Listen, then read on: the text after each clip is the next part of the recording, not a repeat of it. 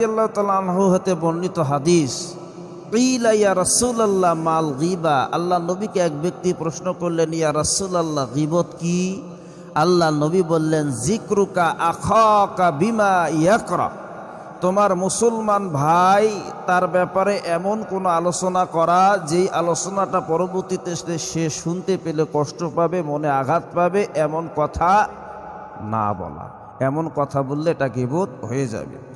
আবার সাহাবা প্রশ্ন করলেন, ইয়া রাসূলুল্লাহ যদি উপযুক্ত দোষ তার মধ্যে থেকে যায় তাহলেও কি গীবত হবে? আল্লাহ নবী বললেন, হ্যাঁ, তারপরেও গীবত হবে। আর যদি দোষ না থাকে তাহলে হবে এটা অপবাদ। গীবত কত বড় মারাত্মক গুনাহ!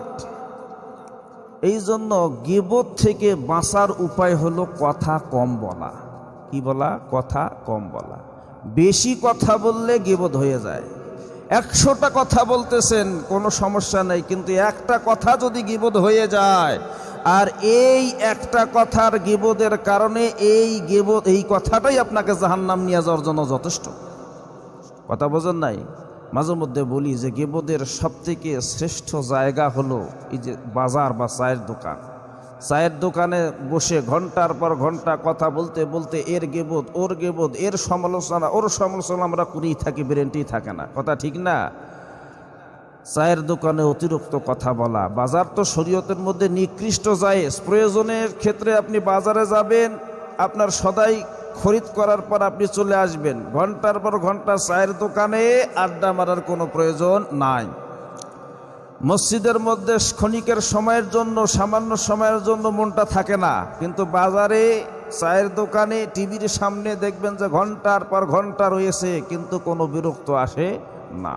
কিন্তু মসজিদের মধ্যে থাকলে বিরক্ত আসে। ইমাম সাহেব যদি একটু লম্বা কেরাত ধরে বিরক্ত আসে।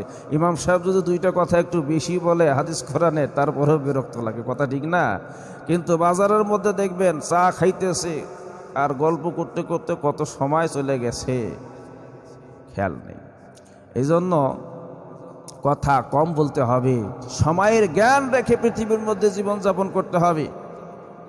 পাবনা চলন বিলের ওপরে একবার ওয়াজে গেলাম, গত বছরের কাহিনী। ওয়াজের মধ্যে গেলাম, সভাপতি সাহেবকে বক্তৃতা দেওয়ার জন্য বলা হলো উদ্বোধনী ভাষণ আপনি দেবেন 10 মিনিট। সভাপতি সাহেব নাহমাদুহু উনি সাল্লিয়াল্লাহ বলতে বলতে 1 ঘন্টা সময় লাগাই দিচ্ছে। বক্তা যাইয়ে বসেই আছে, এরপরে সভাপতি মাইক ছাড়ে না। তো এগুলো হলো সময়ের জ্ঞান রেখে। পৃথিবীর মধ্যে আমরা একটা নির্দিষ্ট সময় নিয়ে দুনিয়ার মধ্যে আসছি। কখন যে চলে যেতে হয়, যখন এই নির্দিষ্ট সময়টা এসে যাবে আমাদের অন্ধকার কবর জগতে যেতে হবে। প্রত্যেকটা কথা কাজের পুঙ্খানুপুঙ্খানু হিসাব হবে। ইন্না ইলাইনা ইয়াবাহুম সুম্মা ইন্না আলাইনা হিসাবাহুম। অবশ্যই এই দুনিয়ার মধ্যে আপনি কি কথা ব্যবহার করেছেন, কথার মধ্যে গীবত ছিল কিনা আল্লাহর কাছে অবশ্যই পুঙ্খানুপুঙ্খানু বিচারের ময়দানে হিসাব দিতে হবে। তো সুতরাং এই গীবত থেকে বাঁচার 1 নম্বর হলো এটা মুমিনের গুণ। মুমিনেরা সবসময় কথা কম বলবে। কথা যত বেশি বলবে কথার মধ্যে গীবত আসবে, মিথ্যা আসবে। এই জন্য হিসাবের কথা বলেই শেষ করা, বেশি কথা, অতিরিক্ত কথা না বলা। আমার আল্লাহ বলছেন, ومن يبتغ بعضكم بعضا أن يحب أحدكم أن يأكل لحم أخيه ميتا فكرهتموه واتقوا الله إن الله تواب رحيم। আল্লাহ ডেকে বলেন, তোমরা কেউ কারো পিছনে নিন্দা করিও না, সমালোচনা করিও না, গীবত করিও না। তোমরা কি আপন মরা ভাইয়ের মাংস খাইতে পছন্দ করবে? আপন মৃত ভাই মারা গেছে, তার মাংস খাইতে কি পছন্দ করবে? এটা হলো ঘৃণিত বিষয়। সুতরাং তোমরা আল্লাহর কাছে তাওবা করো, আমার আল্লাহ নিশ্চয়ই পরম দয়ালু, তওবা কবুলকারী।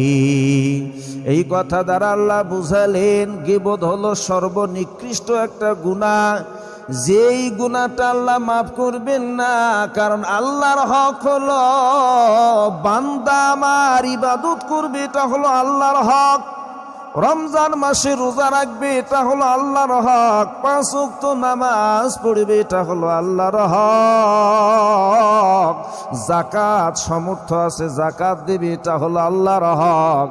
এরপরেও যদি কোনো বান্দা আল্লাহর হক নষ্ট করে ফেলি, আল্লাহ মাফ করে দেবে, ক্ষমা চাইলে, কারণ আল্লাহ দয়ার সাগর। রমজান মাস আসছে, রমজান মাসে রোজা রাখে নাই এমনও লোক আছে না নাই? রমজান মাস রহমত বরকত ফজিলতের মাস, এই মাস পেয়েও অনেক আল্লাহর বান্দা আছে রোজা রাখে নাই, রাস্তায় রাস্তায় বিড়ি সিগারেট খাইয়ে বেড়াইছে, এমন লোকও খুঁজে পাওয়া গেছে কি গেছে না আমার বন্ধুগণ? এরপরেও যদি এই বেরোজগার আল্লাহর কাছে ক্ষমা চায় যে আল্লাহ গত বছরে আমি রোজা রাখি নাই, আল্লাহ রাখতে পারি নাই, কোনো কারণে হোক, শয়তানের ধোকায় হোক বা নফসের ধোকায় হোক, আল্লাহ আমি গত বছর রোজা রাখি নাই, এবার রোজা রাখার পাক্কা নিয়ত করলাম, আল্লাহ গত বছরের গুনাহ মাফ করে দাও, আল্লাহ মাফ করে দেবে। আল্লাহ দীর্ঘদিন নামাজ পড়ি নাই, আজ থেকে আমি নামাজের নিয়ত করলাম, আল্লাহ নামাজ ছাড়বো না, আল্লাহ মাফ করে দাও, আল্লাহ মাফ করে দেবে না? কিন্তু এই যে গীবতের গুনাহটা, এটা হলো আল্লাহর হকের সঙ্গে না, এটা হলো মানুষের হকের সঙ্গে সম্পর্ক রাখে। যতক্ষণ পর্যন্ত যার বিষয়ে গীবত করা হয়েছে ওই ব্যক্তি মাফ না করবে, ততক্ষণ পর্যন্ত আল্লাহ মাফ করবে না।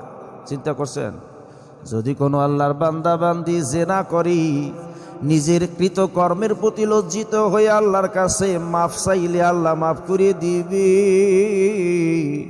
কিন্তু এটা হলো আল্লাহর হক, আল্লাহ এই গুনাহটা ক্ষমা করবি। কিন্তু মানুষ হয়ে মুসলমান, একজন মুসলমানের সম্পর্কে সমালোচনা গীবত করলি, আমার আল্লাহ মাফ করবেন না।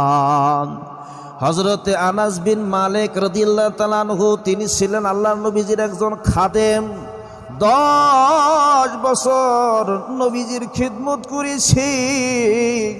আনাস বিন মালিক রাদিয়াল্লাহু তাআলা আনহু হতে বর্ণিত হাদিস, তিনি বলেন আল্লাহর নবীজি বর্ণনা করেছেন যে আমি মেরাজের রজনীতে মেরাজে গেলাম, জান্নাত জাহান্নাম পরিদর্শন করলাম। জান্নাতের ভিতরে দেখলাম মানুষেরা, জান্নাতীরা জান্নাতের নিয়ামত উপভোগ করতেছে। জাহান্নামের মধ্যে দেখলাম জাহান্নামীরা দুনিয়ার মধ্যে যে যতটুকু পাপ করেছে ওই অনুযায়ী তাদেরকে শাস্তি দেওয়া হচ্ছে। দুনিয়ার মধ্যে যারা জেনা ব্যভিচার করেছে তাদের শাস্তি দেওয়া হচ্ছে একরকম, বেনামাজি যারা ছিল তাদের শাস্তি একরকম। আমি এই শাস্তিগুলো দেখতেছি, লক্ষ্য করলাম এমন কিছু লোক যারা নিজের বড় বড় আঙ্গুলের নখ দিয়া নিজের চেহারা, নিজের পেট, নিজের চেহারা, মুখমণ্ডলগুলো ছিঁড়ে ফেলতেছে। আমি নবী জিবরাইলকে প্রশ্ন করলাম, জিবরাইল এরা কারা গো যারা নিজের চেহারা নিজেই নখ দিয়ে ছিঁড়ে ফেলতেছে, এরা কারা? জিবরাইল ডাক দিয়ে বলে, হুজুর এরা হলো ওই সমস্ত লোক যারা দুনিয়ার মধ্যে মুসলমান হয়ে মুসলমানের সম্মানে আঘাত করেছে, মুসলমান হয়ে আর এক মুসলমানের সম্পর্কে গীবত করেছে, সমালোচনা করেছে। আজকে এই সমালোচনা করার কারণে, গীবত করার কারণে তাদের নিজের চেহারা নিজেরাই আঙ্গুল দিয়ে ছিঁড়ে ফেলতেছে। বন্ধুগণ আমার, মানুষ যখন মারা যায় কবরের মধ্যে আযাব হয়, কবরের আযাব হাদিস দ্বারা প্রমাণিত, কবরে আযাব হয়। তবে কয়েকটা কারণ উল্লেখযোগ্য এই কবরে আযাব হওয়ার জন্য। 1 নম্বর কারণ হলো প্রস্রাব পায়খানা থেকে ভালো করে যদি পবিত্রতা অর্জন করা না হয়। খুব সতর্ক, ঠান্ডার দিন যারা ডায়াবেটিসের রোগী ঘন ঘন প্রস্রাব করতে যাইতে হয়, কথা ঠিক না? এই যে প্রস্রাব পায়খানার মধ্যে যখন যাবেন অবশ্যই খেয়াল রাখবেন প্রস্রাব পায়খানা থেকে যেন ভালো করে পবিত্রতাটা অর্জন হয়। আর পবিত্রতা যদি ভালো করে অর্জন না করেন, এক্ষেত্রে যদি আপনি অমনোযোগী হন, কবরের মধ্যে আযাব হবে বেশি, তুলনামূলকভাবে বেশি। অন্য অন্য কারণে কবরে আযাব হয়, অন্য অন্য গুনার কারণে, কিন্তু প্রস্রাব পায়খানা থেকে ভালো করে পবিত্রতা অর্জন না করার কারণে কবরের আযাব বেশি হয়। নাম্বার 2 হলো যারা দুনিয়ার মধ্যে গীবত করবে, এক মুসলমান আর এক মুসলমান সম্পর্কে গীবত সমালোচনা চায়ের দোকানে বসে গীবত করবি, এই গীবতকারীর কবরের মধ্যে আযাব বেশি হবে। বন্ধুগণ আমার, গীবতকারীরা নামাজও পড়বে, রোজাও রাখবে, হজও করবে, যাকাতও দেবে, দান সদকাও করবে, যখন জান্নাতের মধ্যে যায়, তাই যখন কিয়ামতের দিন ফুলসিরাত নামক পুল সামনে চলে আসবে, তাদেরকে এই পুলের মধ্যে উঠতেই দেওয়া হবে না, ফেরেশতারা টেনে এনে জাহান্নামের মধ্যে নিক্ষেপ করে দিবে। অন্য হাদিসের মধ্যে আছে, যারা দুনিয়ার মধ্যে গীবত করেছে ওই পুলসিরাতের পুলের মধ্যে তাদের উঠতেই দেওয়া হবে না। বলা হবে, যাও, যাদের সম্পর্কে তুমি গীবত করেছো, যাদের সম্পর্কে তুমি সমালোচনা করেছো, তার কাছ থেকে আগে ক্ষমা নিয়ে আসো। তাহলে বোঝা গেল আল্লাহ রাব্বুল আলামিন এই গীবতের গুনাহ ক্ষমা করবেন না, কারণ এটা হলো মানুষের হকের সঙ্গে সম্পর্ক। একজন মুসলমান অন্য মুসলমানের সম্পর্কে যখন গীবত করে তার হক নষ্ট করে। তাছাড়া কিছু গীবত জায়েজ আছে যেগুলো সামনে বললাম, কিন্তু কারো দোষ চর্চা করা এগুলো চায়ের দোকানে বেশি হয়। আমরা কথা বলতে বলতে বলতে বলতে গীবত করি ফেলি, কিন্তু একটা গীবতের বাক্য বলার কারণে এই বাক্যটাই জাহান্নামে নিয়ে যাওয়ার জন্য যথেষ্ট। রিবিঈ নামক একজন তাবিঈ ছিল। রিবিঈ নামক একজন তাবিঈ ছিল, কিতাবের লেখক লেখি, এই রিবিঈ আল্লাহর বান্দা একটা মজলিস দেখতে পেলেন, যে মজলিসের মধ্যে আলোচনা চলতেছিল। এমন সময় আল্লাহর বান্দাই মজলিসের মধ্যে বসে গেলেন। তার আলোচনা করতে করতে এক পর্যায়ে গীবত আরম্ভ করে দিল। রিবিঈ নামক আল্লাহর বান্দা চিন্তা করলো যে আমি আসলে এখানে গীবত করতেছি না গীবত শুনতেছি। এই চিন্তা করতে করতে এক পর্যায়ে রিবিঈ নামক এই তাবিঈ তিনিও 2টা গীবতের বাক্য মজলিসের মধ্যে বইলে ফেলল।